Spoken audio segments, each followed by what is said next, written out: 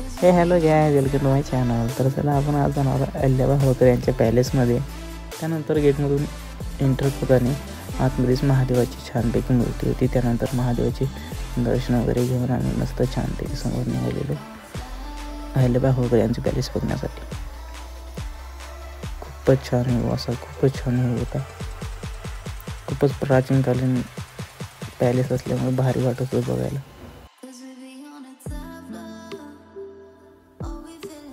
तर तुम्ही बघू शकता अगदी खूपच भारी असा व्ह्यू आहे.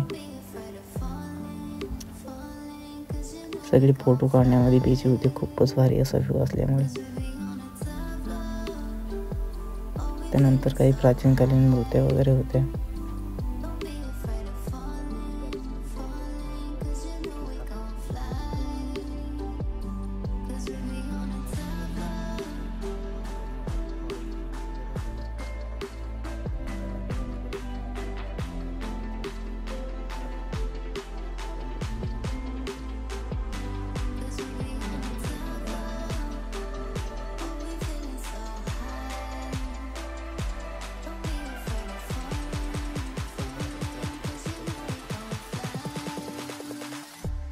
त्यानंतर आम्ही होळकर गॅलरी आणि संग्रहालय, इथे 5 रुपये तिकीट, पर पर्सन 5 रुपये तिकीट होतं. त्यानंतर वरी संग्रहालयामध्ये एंटर केल्यानंतर त्यांच्या सगळ्या प्राचीनकालीन धातू वस्तू, ज्यांनी की जे यूज करत गेले रोज, त्या वस्तू, प्राचीनकालीन मूर्त्या वगैरे, स्टॅच्यू. तर तुम्ही अशा व्हिडिओमध्ये बनवून राहता, तुम्हाला अहिल्याबाई होळकर यांचे जन्मापासून तर मरेपर्यंत सगळी डिटेल भेटून जाईल. पेटी वगैरे सामान वगैरे ठेवायचे, त्यांच्या वस्तू वगैरे, बंदूक वगैरे आपले आवाज मॅक्रो होतं त्याच्यामध्ये. हे टाके वगैरे दिसते, लोखंडाची टाकी, ज्यात धान्य वगैरे ठेवत गेले तिथे, धान्य वगैरे, त्यांचे भांडे वगैरे पुरातनकालीन बघून नाही, चहा वगैरे आणि बंदूक वगैरे आहे. ही तांब्याची कळशी, बरोबर पुरातनकालीन तांब्याची कळशी आहे. त्यानंतर इथं बरीच काय अशी इन्फॉर्मेशन दिलेली आहे. आता याला वाचत बसणार तर खूप वेळ येणार ना, आम्हाला लवकर जायचं आहे. हे एक तांब्याचा मोठा हंडा आहे, हंडा, तलवार वगैरे त्यांच्या पुरातन, आणि घासा आहे, बिछाना बसायसाठी त्यांच्या टायमिंगचा आहे म्हणून त्यांनी आतापर्यंत जपून ठेवलेला आहे पुरातन काळी. आणि तोप गोळा आहे, तोपमध्ये टाकतात ते गोळा आहे, तोप गोळा.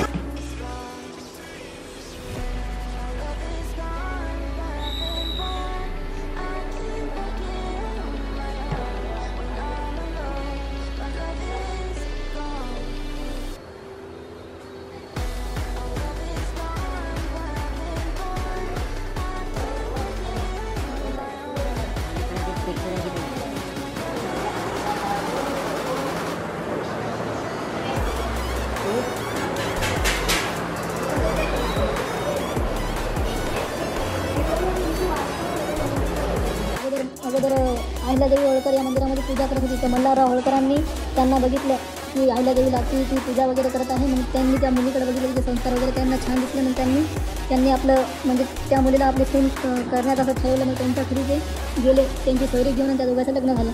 मग मल्हारराव होळकर त्यांच्या वडिलाकडे गेले. त्यांचं नाव मनकाजी शिंदे होतं. मग त्यांनी मल्हारराव होळकरांनी त्यांना त्यांची सांगितलं, म्हणजे तुमच्या मुलीसोबत माझ्या मुलाचं म्हणजे लग्न करायचं आहे. मग ते मनकोजी शिंदे जे अहिल्यादेवीचे वडील होते ते पण हो म्हणले. मग 1723मध्ये त्यांचा विवाह झाला. मग विवाह झाल्यानंतर त्यांच्या लग्नामध्ये बाजीराव पेशवे आले होते. त्यानंतर त्या दोघांचं लग्न झाल्यानंतर मल्हारराव होळकर हे खूप मोठे राजे होते. ते राजे होते म्हणून आहे ना, त्यांनी जेवढे आपलं पूर्ण साम्राज्य होतं ते त्याच्यामध्ये घोडसवारी, शिक्षा, राजकारण जेवढं काही ते होतं तेवढं सर्व आपलं म्हणजे ते अहिल्यादेवीला कसं करायचं कसं नाही ते त्यांनी शिकवलं. आणि त्याच्यानंतर अहिल्यादेवी होळकर त्यांच्या गादीवर बसली आणि ती महाराणी झाली. म्हणजे ते होळकर साम्राज्य त्यांनी समोर नेलं. मल्हारराव होळकरांनी सर्व अहिल्यादेवीला सांगितलं की कसं म्हणजे शासन करायचं, लोकांची मदत कशी करायची. मग अहिल्यादेवी होळकर त्या लोकांची खूप चांगल्या प्रकारे मदत करत होत्या. त्यांच्याकडे कोणती काही समस्या कोणी म्हणजे खूप जास्त म्हणजे असं ते लोकांच्या म्हणजे याच्यामध्ये त्यांनी समाजसेवा करणं चालू केली. म्हणून ते खूप म्हणजे अशा प्रसिद्ध झाल्या. त्या महाराणी झाल्या होळकर ते मल्हारदेवांच्या, म्हणजे मल्हारदेवांनी त्यांना राज्य करण्यासाठी हे केलं, गादीवर स्वतः त्यांना बसवलं. आणि त्या लोकांचे पूर्ण प्रॉब्लेम सॉल्व्ह करून दिले. कॉपी आहे, म्हणजे सेम टू सेम पॅलेस असं बाहेरून सेम टू सेम असंच दिसते. सेम पॅलेसचं काहीच फरक नाही, same to same ditto copy आहे. अहिल्यादेवी देवीचे पती होते, त्यांचं नाव खंडेराव होळकर होतं. त्यांचा मृत्यू 1754मध्ये झाला. 1754मध्ये त्यांचा मृत्यू एक तोफ लागून झाला. म्हणजे जट आणि मराठी या दोघांचा युद्ध झाला होता. ते बाजीराव पेशव्यासोबत युद्ध करायला गेले होते. खंडेराव होळकर तेव्हा त्यांचा मृत्यू झाला. तेव्हा अहिल्यादेवी तिथे पोहोचले होते आणि त्यांचे म्हणजे पूर्ण झाले. पण तोपर्यंत खंडेराव होळकरचा मृत्यू झाला होता, दुर्दैवी मृत्यू झाला होता. तेव्हा 1754मध्ये खंडेराव होळकरांचा मृत्यू झाला.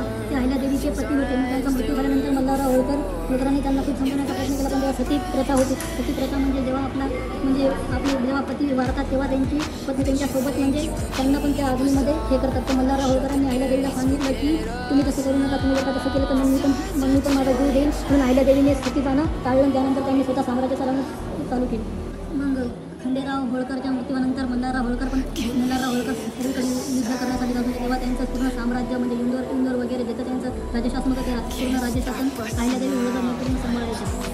मग त्या लोकांची समस्या म्हणजे खूप चांगल्या पद्धतीने हे करायचं. मग ते स्वतःच म्हणजे राजे होते, म्हणजे स्वतःच महाराणी होते अहिल्यादेवी होळकर.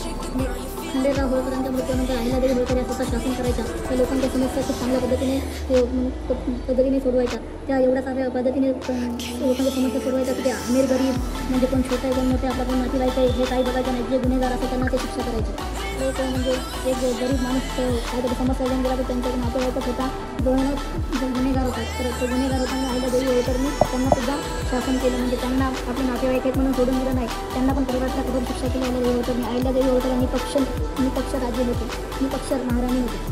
आनंदफंद हे खूप मोठे लावणी सम्राट होते. ते एकदा आपली लावणी सादर करण्यासाठी अहिल्यादेवीच्या साम्राज्यामध्ये आले. तेव्हा अहिल्यादेवीने त्यांना खुश होऊन आपलं सोन्याचं जे काय हातामध्ये कंगन होतं ते त्यांना दिलं. तर ते त्यांना म्हणजे आनंदफंद हे खूप चांगले लावणी सम्राट होते. तबला वगैरे म्हणजे खूप चांगले वादक होते. तर त्यांनी म्हणजे खूप छान हे केलं त्यांच्या साम्राज्यामध्ये.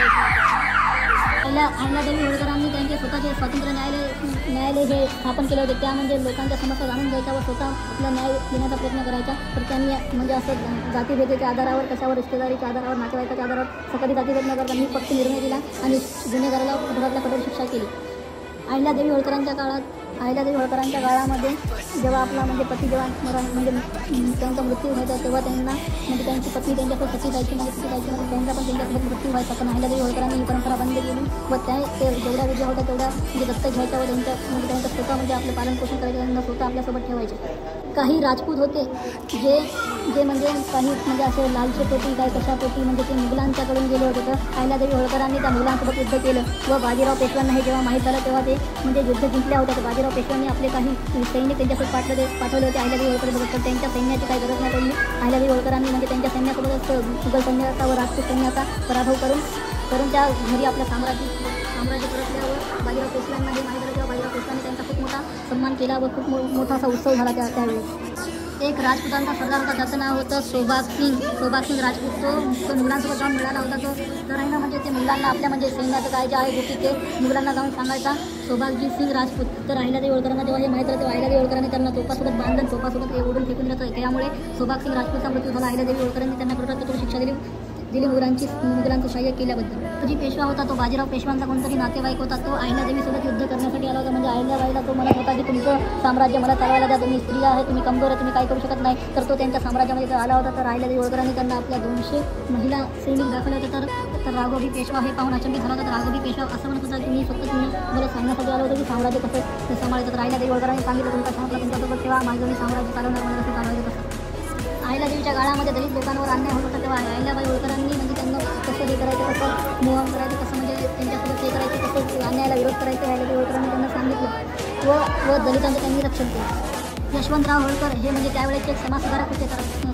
म्हणून अहिल्यादेवी होळकरांनी त्यांची मुलगी होती, त्यांचं नाव मुक्ताबाई होळकर होतं. तर मुक्ताबाई होळकरांचा यशवंतरावासोबत त्यांनी विवाह करून दिला. हे त्यावेळेसचे दृश्य दाखवलं. ते यशवंतराव आहेत आणि पलीकडची मुक्ताबाई आणि ही अहिल्यादेवी होळकर आहे व्हाईट साडीमध्ये. तिथून समोरून अहिल्यादेवी होळकरांच्या वेळेस म्हणजे ते त्यांचे गरीब म्हणजे जाती होत्या, ज्या पण ते जातीपणात गरीब होते, त्यांच्यावर अन्याय व्हायचा व त्यांच्या घरामध्ये चोरी वगैरे व्हायची. म्हणजे कोणाच्या घरामध्ये चोरी वगैरे करायची ते दलितांवर व त्यांच्या म्हणजे जे कमजोर जाती होते त्यांच्यावर आरोप करायचे. तर म्हणजे कोण चोर आहे हे त्यावेळेस करायचं नाही. यशवंतराव फांसे हे एक त्यावेळेचे समाजसुधारक होते. यशवंतराव फांसेनी आहे ना त्यामध्ये पूर्ण जेवढे चोर होते तेवढे सर्वांचा बंदोबस्त केला. तर खुश होऊन अहिल्यादेवी होळकरांनी यशवंतराव फांसेसोबत आपल्या मुलीचा विवाह केला मुक्ताबाईंचा. अहिल्यादेवी होळकरांनी पर्यावरणाचं पण संवर्धन केलं. म्हणजे झाडं वगैरे सर्व ते लावले. पुन्हा रोड निर्माण केले अहिल्यादेवी होळकरांनी कलकत्तापासून काशीपर्यंत रोड निर्माण केला होता. ते रोड आणि हे त्याच्या काठीने असे म्हणजे पर्यावरण म्हणजे लोकांना ऑक्सिजन वगैरे मिळण्यासाठी हे झाड वगैरे लावले होते. अहिल्यादेवीच्या काळामध्ये 12 वाजलेला समाज होते त्यावेळेस म्हणजे ते पूर्ण म्हणजे जे कोणी लोहार होते ते म्हणजे अवजारे बनवायचे, जे कोणी शिल्पी होते ते कपडे वगैरे शिवायचे, काही जण म्हणजे तिथे ठिकाणी जोड्या वगैरे बनवायचे, त्यांना काय म्हणतात ते मला माहीत नाही. मग अहिल्यादेवी होळकरांनी त्यांना प्रोत्साहन केलं की हे तुम्ही करत राहा. मग अहिल्यादेवी होळकरांनी त्यांना म्हणजे सांगितलं की असं या प्रकारे करा. त्यांना आधुनिक सांगितलं आणि त्यांनी आधुनिक करण्याचा प्रयत्न केला. मग आधुनिक करताना ते दुरुस्त अहिल्यादेवीच्या काळामध्ये म्हणजे खूप सारे तीर्थक्षेत्र होते. खूप सारे तीर्थक्षेत्राच्या समोर अहिल्यादेवी होळकरांनी जे कोणते कारागीर होते, जे कोणते कामगार होते, जे कोणते उद्योगधंदे करणारे लोक होते त्यांना सांगितलं की तुम्ही त्या तीर्थक्षेत्राच्या बाजूला थांबा. तीर्थक्षेत्राच्या बाजूला ते थांबल्यामुळे तिथे जे कोणी पर्यटक येत होते ते पर्यटक त्यांना बघून त्यांच्याकडे जात होते व ते जे त्यांचे जे काही आवड होते ते भट्टी वगैरे घेऊन बसायचे ते घेत होते. तर अहिल्यादेवी होळकरांनी त्यांना सांगितलं तीर्थक्षेत्राच्या बाजूला बसायचं, तुमचा व्यापार वाढेल. एक वेळेस अहिल्याबाईच्या काळामध्ये महसूर एक हे होतं, शहर होतं. तर महसूरमध्ये खूप दुष्काळ पडला होता. तर तिथलचे लोक भूक प्यास म्हणजे अन्न न मिळाल्यामुळे दुष्काळामुळे ते मृत्युमुखी पडू लागले. तर मग अहिल्यादेवी होळकरांनी त्यांना महेश्वरमध्ये स्थापन केलं. महेश्वरमध्ये स्थापन केल्यानंतर म्हणजे ते साडी म्हणजे खूप सारे कपड्याचे उद्योग म्हणजे खूप छान करत होते. साडी ते खूप छान तयार करायचे. तर त्या साड्या वगैरे मग त्यांच्या खूप म्हणजे त्यांची विक्री होऊ लागली. तर त्यांचा व्यापार महेश्वरीमध्ये येऊन वाढला. तर अहिल्यादेवी होळकरांनी हे महत्त्वपूर्ण कार्य केले होते. अहिल्यादेवी होळकरांनी म्हणजे अन्नक्षेत्र, धर्मशाला, धार्मिक स्थान, जे गरीब असाई लोक होते त्यांना अन्नधान्य द्यायचं, त्यांना स्वतः जेवू केलायचं, जे म्हणजे त्यामुळे लोकांचा विकास होईल. वर अहिल्यादेवीच्या काळामध्ये त्यांनी म्हणजे असं खूप विचार केला की आपल्या म्हणजे आपली राज्याची राजधानी कोणती असं, तर महेश्वर ही त्यांनी राजधानी निर्माण करण्याचा प्रयत्न केला. व महेश्वरला त्यांनी खूप डेव्हलप केलं. म्हणजे त्यावेळेस आधुनिकमध्ये घरं वगैरे स्थापन केली, आधुनिकमध्ये कलावस्तू या स्थापन केल्या व खूप मोठे कलाकार वेगवेगळ्या त्यांच्या राज्यामध्ये जिथे होते तिथे आणले व महेश्वरचा विकास केला. आणि त्यानंतर त्यांनी आपल्या राज्याची राजधानी महेश्वर हे नर्मदा नदीच्या काठी बसले एक सुंदर शहर, तिथं साड्या खूप छान बनवल्या जातात. तर तिथं त्यांनी ते हे केलं, त्यांच्या राज्याची राजधानी केली. अहिल्यादेवीच्या काळामध्ये मुघल असे खूप होते, खूप म्हणजे दृष्ट होते. ते म्हणजे आपले हिंदू लोकांचे मंदिरं वगैरे पाडायचे व हिंदू लोकांना खूप त्रास द्यायचे. तर अहिल्यादेवी होळकरांनी ते सर्व मंदिर पुनर्स्थापन केले व तिथे म्हणजे त्यांनी त्यांचं रक्षण करण्यासाठी त्यांचे काही सैन्य उभे केले व तिथे ज्या गोरगरीब जनतेवर अन्याय झाला त्यांचा म्हणजे विकास केला. त्यांना त्यांचे म्हणजे स्वतःचे 16 करोड ह्या त्या महाराणी होत्या, त्यांच्याकडे खूप मोठं साम्राज्य होतं, त्या खूप म्हणजे आर्थिकदृष्ट्या परवड होत्या. तर त्यांनी आपले 16 करोड रुपये जिथे म्हणजे मंदिरं वगैरे हे झाले त्यांच्या डेव्हलपमेंट करण्यासाठी त्यांनी ते 16 करोड रुपये त्यांना दिले आणि त्या सर्व मंदिराचं डेव्हलपमेंट केलं व पुनर्स्थापन केलं. अहिल्यादेवी होळकर या हिंदू म्हणजे त्यांनी हिंदू मंदिरांची पुनर्रचना केली म्हणून ते ओळखले जातात. अहिल्यादेवी होळकरांच्या काळातल्या घागर आहेत त्या म्हणजे त्यांच्यातून पाणी प्यायच्या, पाणी वगैरे प्यायच्यावर पाणी वगैरे आणायच्या, आंघोळीचं कोणतं असेल आंघोळीचं हे असेल, काय जेवण वगैरे करण्याचे, भाज्या वगैरे बनवण्याचे हे आंघोळ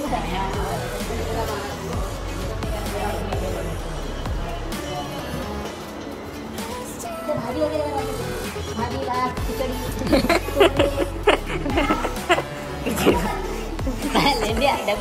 तुम्ही कधी ताम्रपत्र बघितलं नसेल, आपण ऐतिहासिक पुस्तकामध्ये पाहिले ताम्रपत्र, आपण आता साक्षात पाहू शकतो ताम्रपत्र. हे अहिल्यादेवी होळकरांनी कुणाला तरी बाजीराव पेशव्यांना लिहिलं होतं वाटतं. थांब एकदा वाचू दे बरं.